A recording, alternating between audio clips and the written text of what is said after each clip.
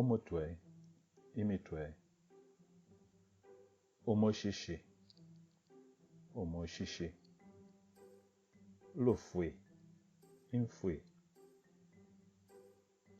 ipipi, vupipi, ipala, amapala, impumi, impumi, lukanshi, inkanshi, linso, amenso, lukopyo, nkopyo,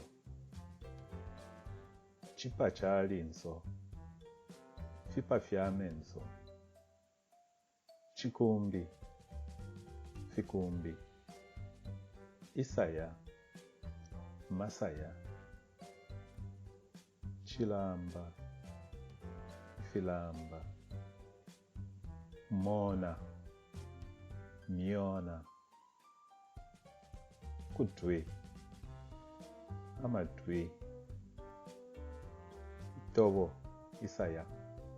matobo, masaya, kanwa, tunwa, mulomo, milomo, lino, meno, mwangashima, myangashima, lulimi, ndimi, kalefulefu, tulefulefu,